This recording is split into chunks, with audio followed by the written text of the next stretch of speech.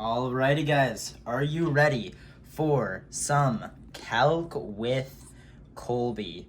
Let's get started, okay? So the quiz is tomorrow. We need to lock in. So I'm going to be going over the optimization homework, both of them. We're doing the worksheet now. I got some insider knowledge from Braden. He said that that the quiz was like more so going to be focused on the worksheet. If this turns out to be wrong, blame him, not me. I don't know what to tell you. All right, so let's lock in. Problem number 1. I already did this one, but I'll go over it with you guys. So a company has started selling a new type of smartphone at the price of $110 minus 0.05x, where x is the number of smartphones manufactured every day. So this is important, right? So that is the price of the smartphone. The parts of the smartphone cost $50, and the labor and the overhead for running the plant cost $6,000 per day. How many smartphones should the company manufacture and sell per day to maximize profit? So profit equals revenue minus cost. Now, simple mistake a lot of people are going to make. They're going to think that this is revenue. It is not. It is the price of the smartphone. Revenue is the price of the smartphone times how many smartphones they sell.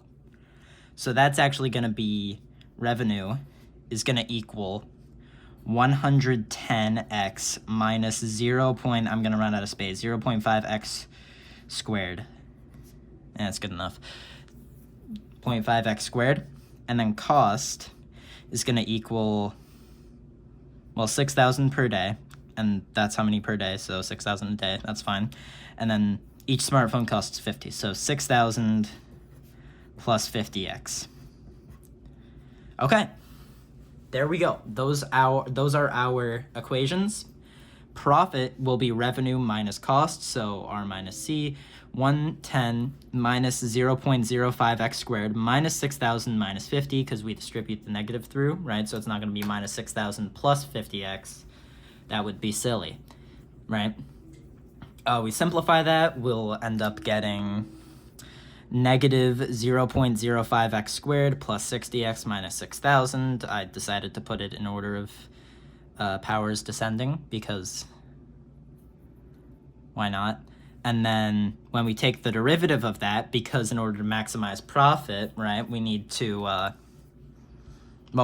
the max of profit, which is like a critical number, you know? So we take the derivative of that, which will be negative 0.1x plus 60, because the 2 goes down, so it's like 2 times negative 0.05 times x, and that leaves us with this plus 60. You take that down, and then the 6,000 is a constant, it just disappears. You solve for x, that's negative 60, or no, you subtract 60 to both sides, so it becomes, we'll do the rest of this out, negative 0.1x equals negative 60 over negative 0.1 over negative 0.1. And I mean, if you really wanted to do this without a calculator, you could like change that to negative 1/10 and then like flip that, so then it became like negative 60 over 1 times 10 over negative 1. Those negatives cancel out. It's 10 times 60. We get 600 phones. Or you can just plug it into your calculator because you're not a nerd, and you get x equals 600 phones. Pretty simple. If you messed up with this being the revenue, I mean, you should have figured it out, because that would be like x equals negative 55, which is so clearly and obviously wrong. I don't know how anybody could even conceive that that is the correct answer to the problem. Sorry, that was rude. So yeah, pretty simple. Number 2, I actually wrote down all of the answers to when she showed us in class what the answers were. So yeah, so all of the answers are here. If you're lame and just want to copy down the answers, they're all there. I didn't actually do number 6. We can do number 6 as well, because distance is probably going to be on there. All right. So a rancher wants to construct 2 identical rectangular corrals using 200 feet of fencing. The rancher decides to build them adjacent to each other so that they share fencing on one side. So we're just going to draw a free body diagram here. So it's something like this. They're both identical, so wait, what dimensions should the rancher use to construct the corral so that together they will enclose the largest possible area? They're rectangles, so this side's going to be the same, that side's going to be the same,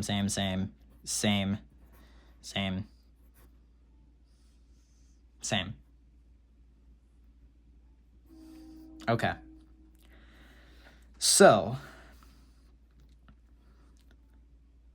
the area of this is going to be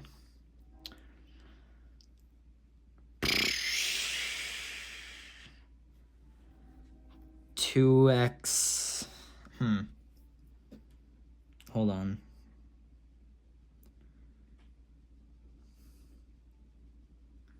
We're going to pause this for a second as I figure this out.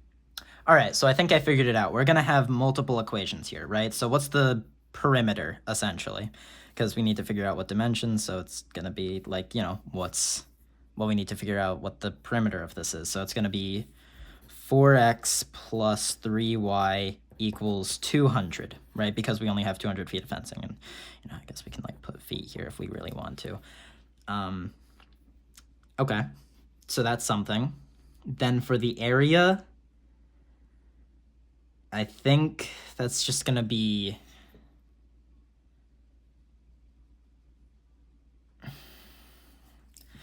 Well, this side is 2x.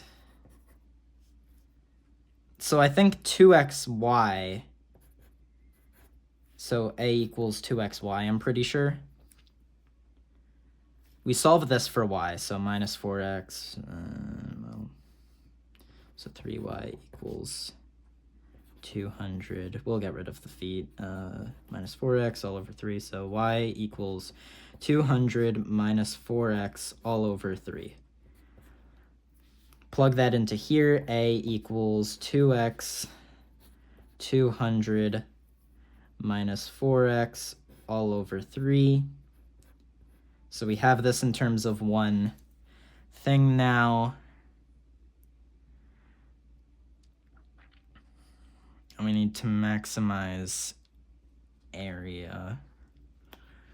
So first thing I'm going to do, I'm just going to distribute that through because that's nice and easy. So we'll move to over here. A equals 400x minus 8x squared all over 3.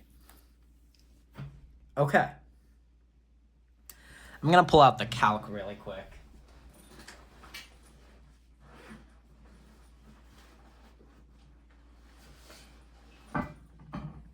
All right, calc pulled out. I think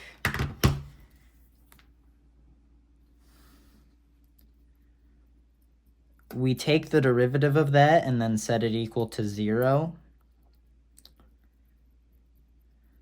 And then we solve for maximum, which is just the critical number because we set it equal to 0. So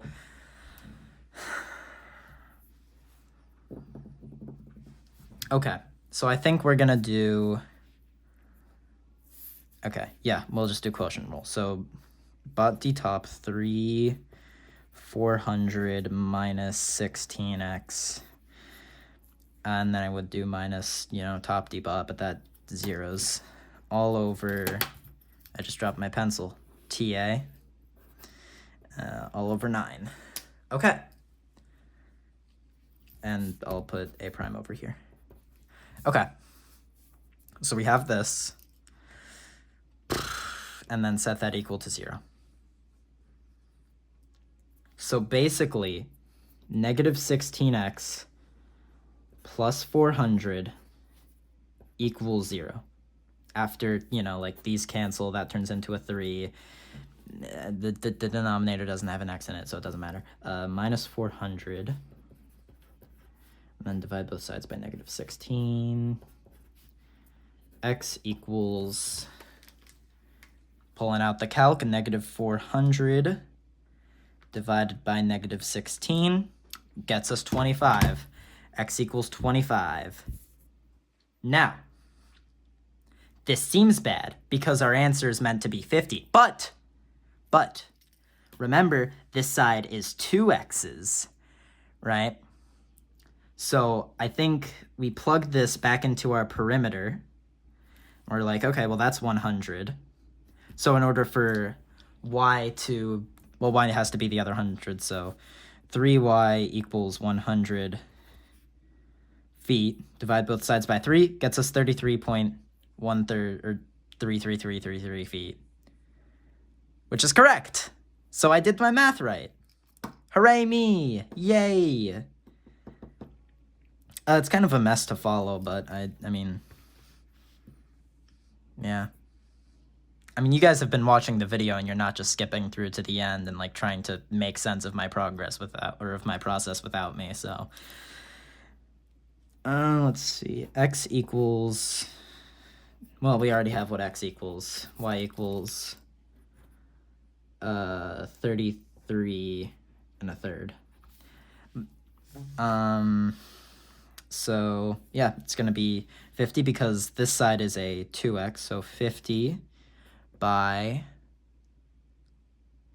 33 1/3 feet. Because we don't have to do anything to y because there's only ever one y going vertically. We did it!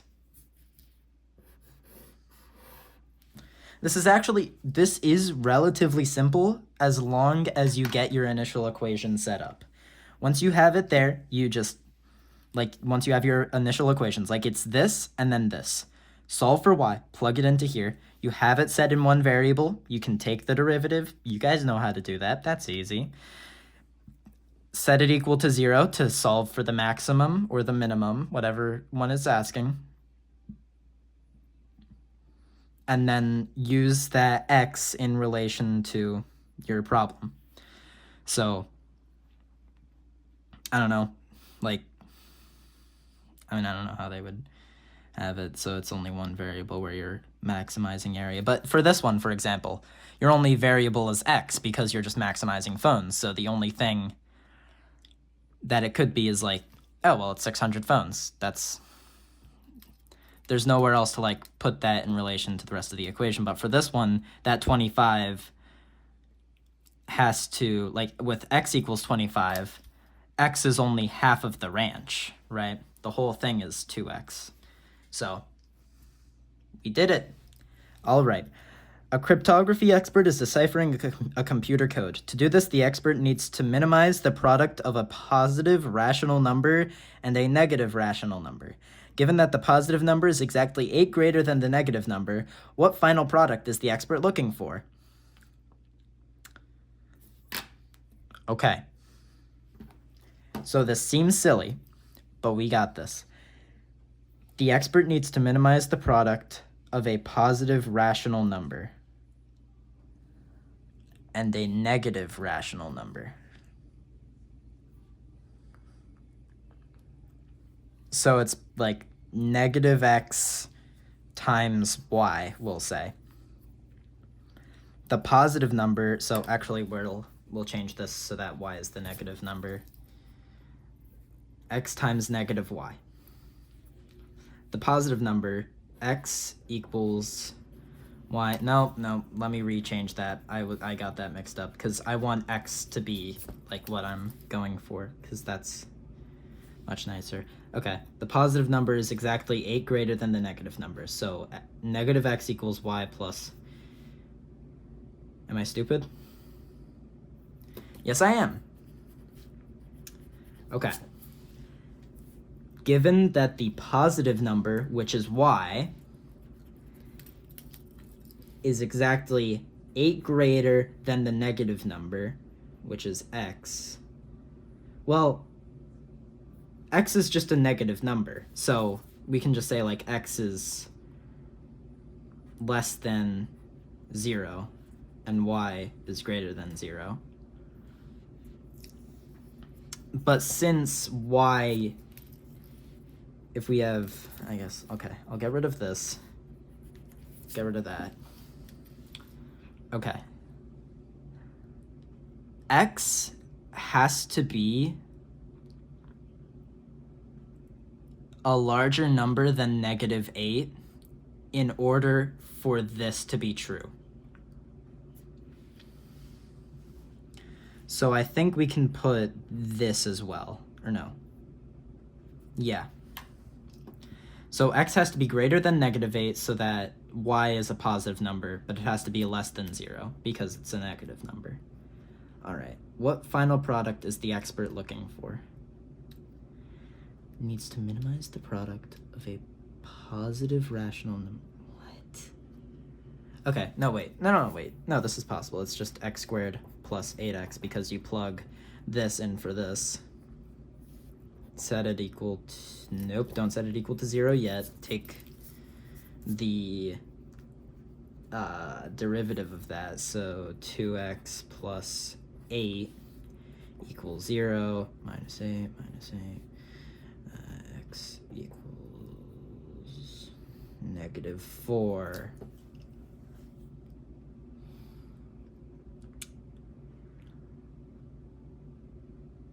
And positive number is exactly 8 greater than the negative number.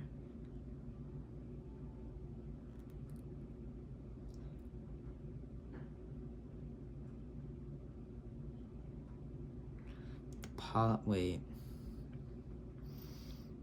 Let me try plugging. So if that equals -4, nope, that works. I'm just being stupid. Okay, we plug this back into here. I just drew through my equations. Let's go. Y equals 4. Okay. I was being silly. I thought that was going to equal 12, and then we'd have a bunch of problems, but no, it's really easy. So -4 times 4 gets us 16.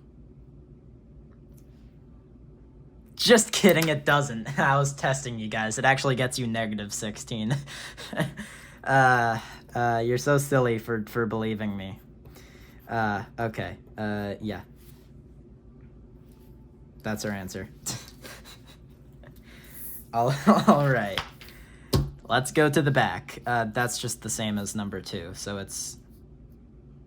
Yeah, I mean, actually, no. This is literally the exact same as number 2. All right, engineers are designing a box-shaped aquarium with a square bottom and an open top. All right, so square bottom and an open top. You guys gotta bear with me because I'm really bad at drawing cubes. So we have, all right, you know what? We're not even gonna try this. Okay, so square bottom. Why am I so bad at drawing cubes? Okay, no, I can make this work. I can do this, all right? I'll be back in a bit once I have an actual diagram that doesn't look like garbage. All right, I got it first try because I'm just that guy. So we don't have a top. The top is just open. All right.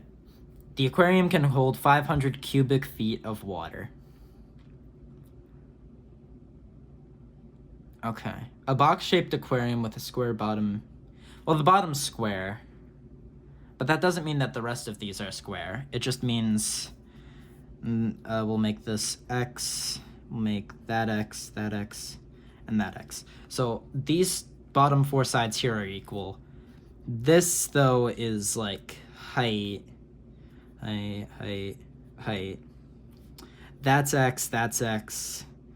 That's x, that's x. This looks awful. Okay. What dimensions should they use to create an acceptable aquarium with the least amount? Okay, wait, what's the... Well, for volume, it's meters cubed, so... Is it just base times height, or am I tweaking? No, volume is just the area of the base times the height, so it's x squared times h. Or y, or whatever. Equals 500 cubic feet. I guess we'll put it down. Why not? Cubic feet. Okay. Then, what dimensions should they use? So the surface area is the, but it, but the, but that, wait. Hold on. Let's think about this.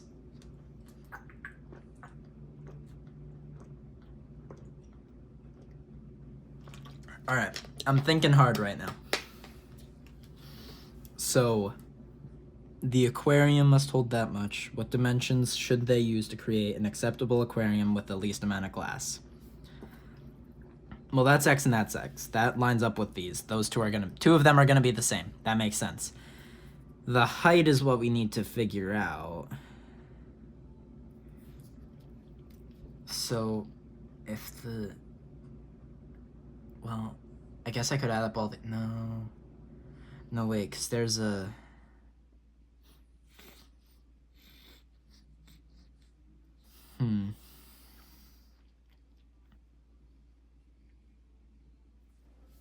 so the surface area, which is what we need for the glass, would be the area of the bottom of like this one, of this one, of this one, of this one, and of the like bottom. So that's going to be x squared plus hx plus 4hx, because there's 4 of those sides, equals surface area.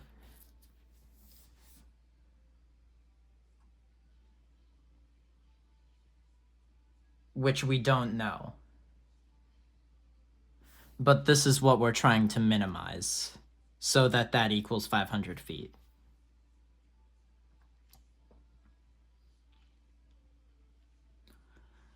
So I'm thinking we solve this for h, plug it into here, take the derivative, and win. So divide this by x squared over x squared. H equals 500 over x squared. Plug it into here, we get x squared plus 2,000 over x, because this x and this x cancel, and the 500 times the 4 equals SA, surface area. Or slant asymptote. Or section. Okay, so we take the derivative of this. So the derivative of SA equals 2x plus about d top times, no, there's no d top, minus top d bot. So it's just minus 2,000. All right, let's go. Minus 2,000. And then that's going to be setting that equal to 0. So x equals 1,000. I may have messed something up here. So this number is about 100 times higher than, or no. Yeah, 100 times higher than what I'm expecting. I think my math might be wrong. Okay. Wait, so... Hold on, wait, bot d top. Did I get this right? Bot d top, which doesn't exist, so 0 minus top d bot, which is that. Okay.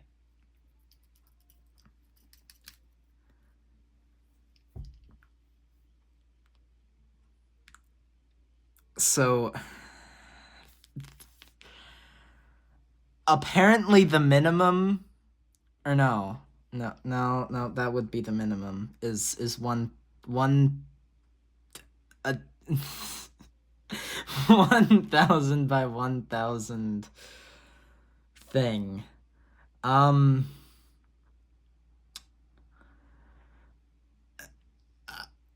I could be wrong, but I don't think this is quite right. So let me use my brain for a second here. Okay. Did I get that right? Yes. That is volume. It does equal 500 cubic feet. You divide both sides by x squared,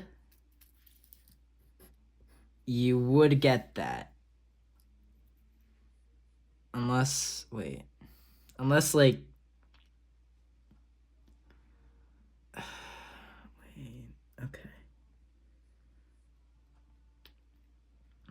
Unless the dimensions actually have something to do with this. Because it's like 500 feet cubed over x squared. So that would just... h would turn out to equal feet, which seems right. That's feet squared, that's feet squared. That makes sense.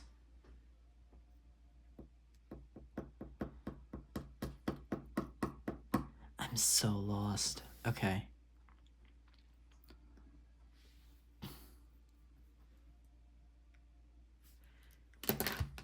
You know what? Let's plug it back into the equation for h.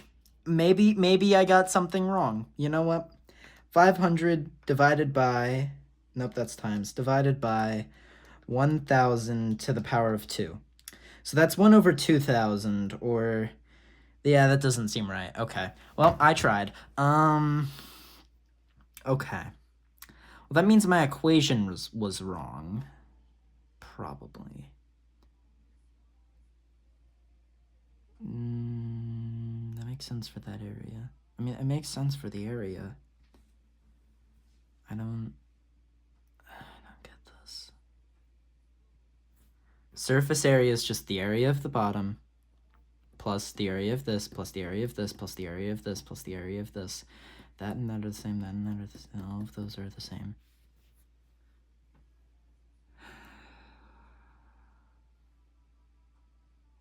I'm struggling right now. Okay.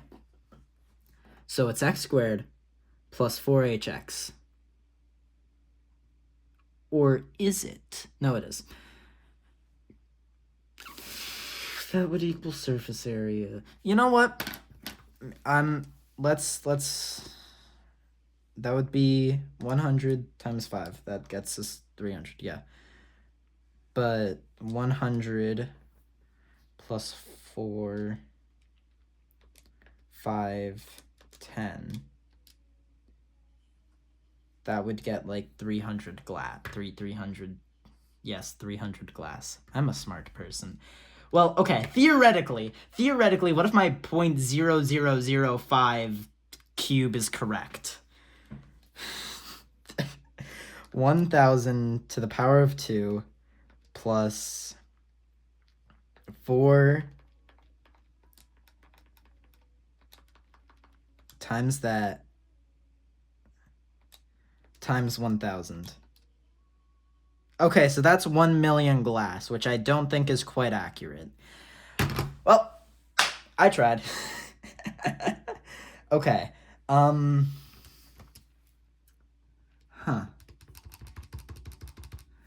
well maybe it was this actually was where the issue was.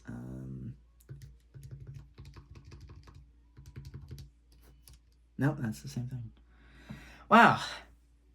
You know, this is a really difficult problem, huh? Crazy. Okay.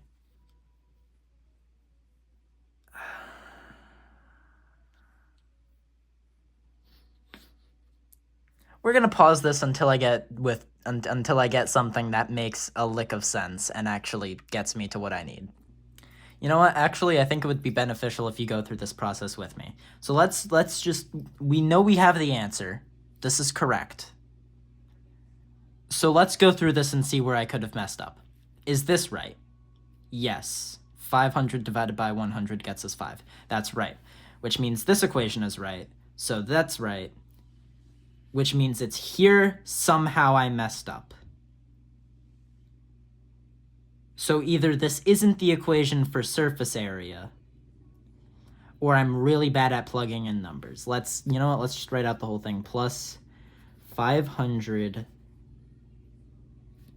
4 times 500 times x over x squared. That cancels. We're left with 2,000 over x.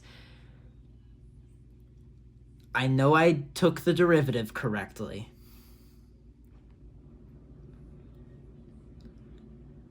Which means this has to be wrong. Okay.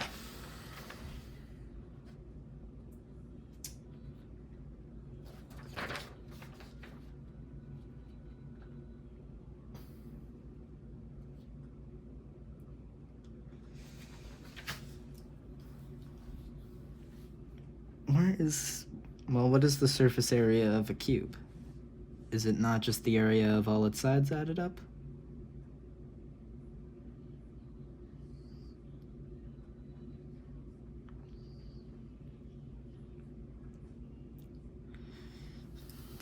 So you have one side, x squared, plus 2, 3, 4.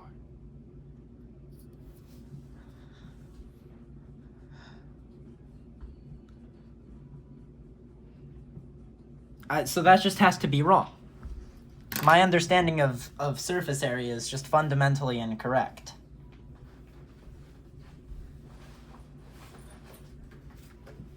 All right, well, we're pulling out the computer for this. All right. What is the surface area of a cube? It's not a cube, though. Rectangular. A box, I guess. Add together the area of each side. Surface areas that...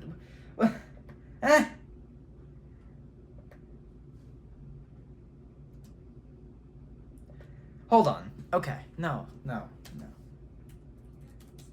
they might relate and then add them all together. So let's do that. Let's see if we can figure out the surface area of this cereal box. And there's a couple of ways to tackle it. The first way is, well, let's figure out the surface area of the sides that we can see, and then think about what the surface area of the sides that we can't see are, and how they might relate, and then add them all together. So let's do that. Yeah. The front of the box is 20 centimeters tall, and 10 centimeters wide. It's a rectangle, so to figure out its area, we can just multiply 20 centimeters times 10 centimeters, and that's going to give us 200 centimeters. 200 centimeters, 200 square centimeters, I should say. 200 square centimeters, that's the area of the front. We'll write over here, so 200.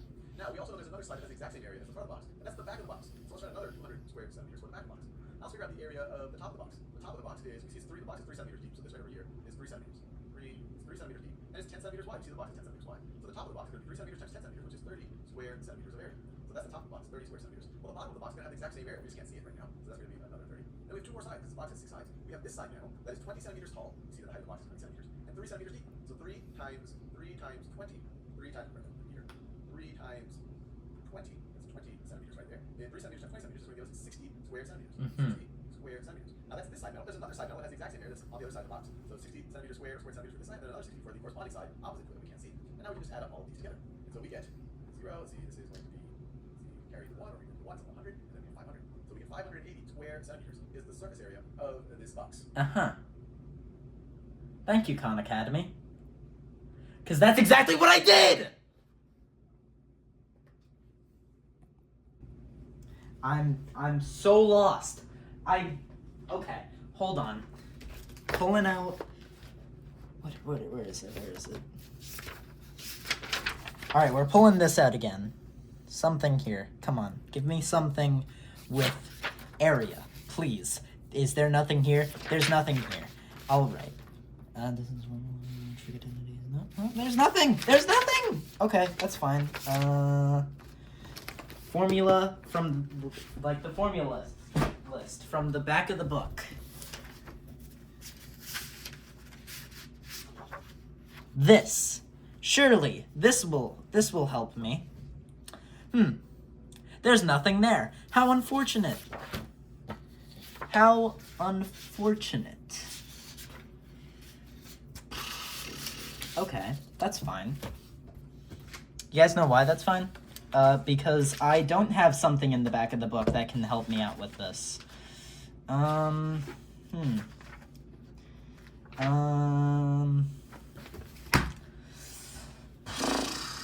You know, maybe there's What about this? Find the dimensions of the... No. No. Well, maybe there's a question in the book that is exactly like this. Oh, here we go. And it's an even. Why? Okay. An open box of...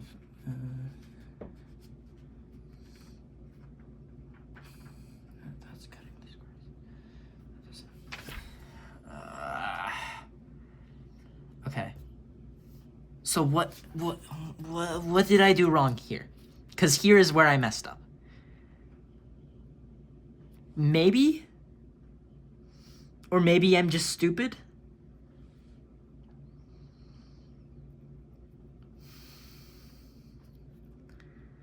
No, you add them all up. That's surface area. So surface area is correct.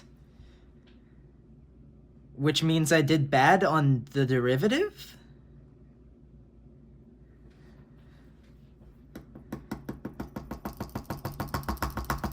Bro, okay, hold on.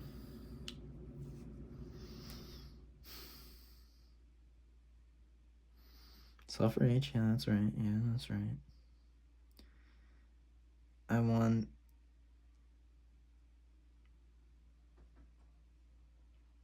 Well, I don't want to minimize surface area, though. I want to minimize the dimension. No. Because minimizing the amount of glass used would minimize the surface area, because I just need to know what the dimensions are that would minimize that. So I get what is here, and then I plug that back into over here. But the... So I have...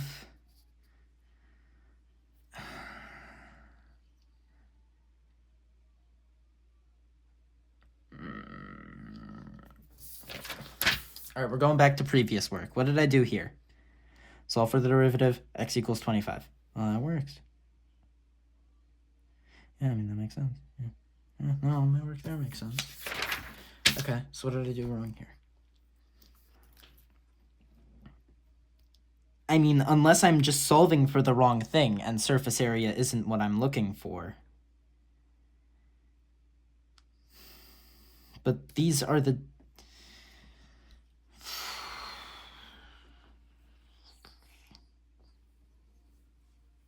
Those are two different things. It solves for h, which lets me plug it into there.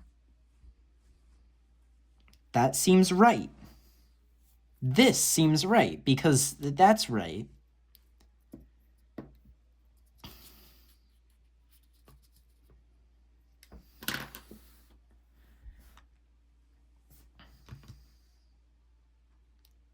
So why am I getting 1,000 or a million or whatever instead of what I should be? I forgot but!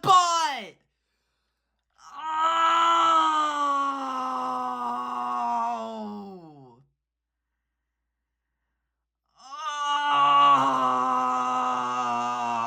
Oh my gosh.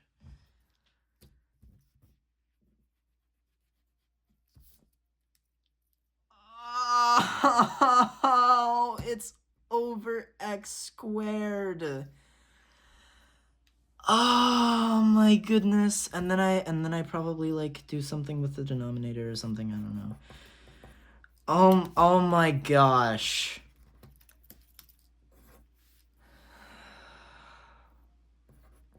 I'm so sorry. All over x squared. So x could equal 0, which I don't think is physically possible, or we can solve this up here, where 2,000 equals 2x cubed divided by 2.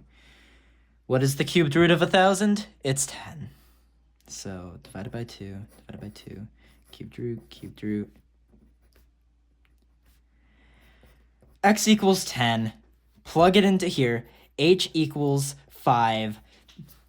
10 by 10 by 5 feet.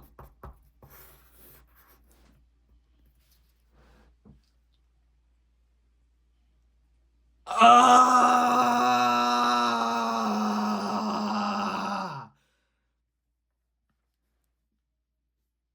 So that's the final answer. Yeah, and I think we're gonna do number 6 because I didn't pay attention in class when we were doing this. So, which point on the graph of y equals root x is closest to the point 5, 0?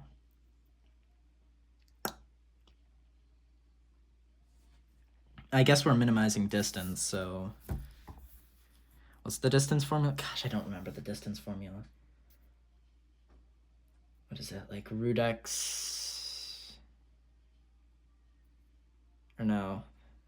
Is it like the square root of x squared plus y squared or something? Oh no, it's slightly more complicated than that. What the heck? Okay, wait. Well, we can actually look at this. Identify the given qualities and which qualities are to be determined. Sketch if possible. I'm not sketching that. Write a primary equation, the quantity to be maximized or minimized. So it's the distance. And then do it to one variable. Oh, okay. Well, I just didn't know the distance formula because I'm silly. So d equals root x2 minus x1 squared plus y2 minus y1 squared.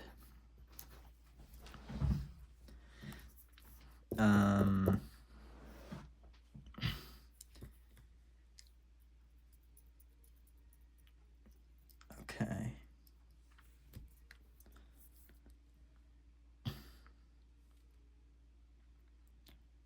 Does that matter? Wait, how is that? Okay, well, you guys get to see what I'm looking at. How do we know that that's that? Well, we know, I guess that makes sense, but is that where we're starting? Or does it not matter? Does it matter?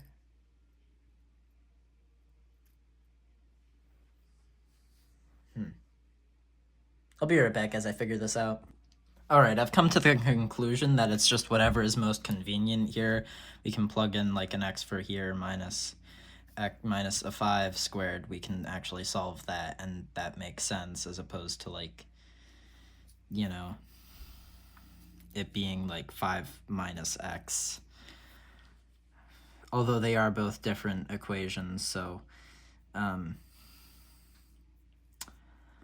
don't know. I'm too bothered to figure it out. So I don't know. That's gonna be a in-class question tomorrow, actually. Alright, but we know d equals root x minus 5 squared plus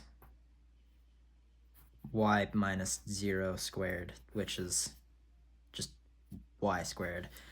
And then we plug this in because we need it in one equation. So d equals root x minus 5 squared plus root x squared is x. And then FOIL this, which is like, and what's the paper say? Ah, yeah. D equals, I mean, that would be, what, x squared plus 10x minus 10x minus 10x plus 25. And then those add together, so it's x squared, well, root x squared minus 9x plus 25. Take the derivative of this, set it equal to 0, and win. Yay. Okay, so taking the derivative of that, which I really don't want to do. I don't want to take the derivative of this. If only there was some way that I could, you know, not have to take the derivative of things. Gosh. So annoying. Square root of x squared minus 9x plus 25 comma x. Freaking, I don't like you, Calc.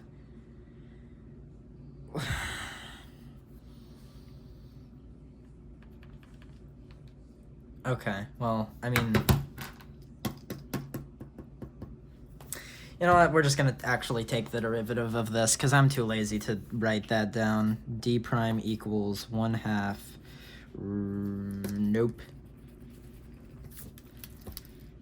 X squared minus 9x plus 25 to the power of negative 1/2. Thanks for getting in the way. Other equation. We love you.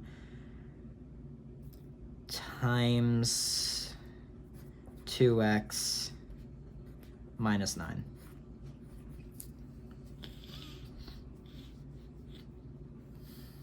Which should just be d prime equals 2x minus 9 over root x squared minus 9x plus 25. Bang, bang, equals 0. Take into account the top, x equals 9/2, negative 9/2, positive 9/2, because I can't count, I guess. Do we need to take into account the bottom?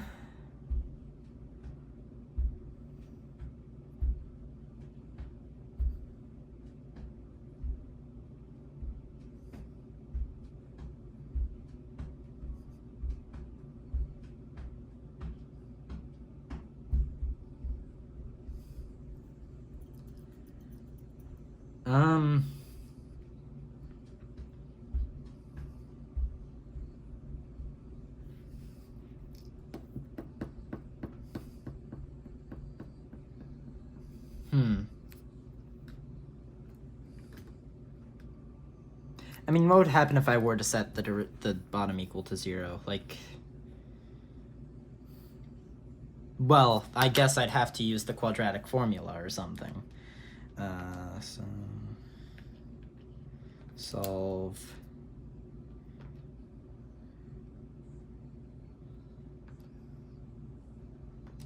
x squared minus 9x plus 25, comma x.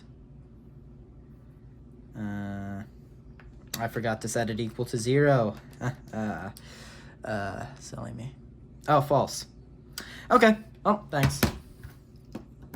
Well, I guess that clears that up, so it's just this. I mean, I don't think you would ever need to set the bottom equal to 0, because that wouldn't really minimize anything.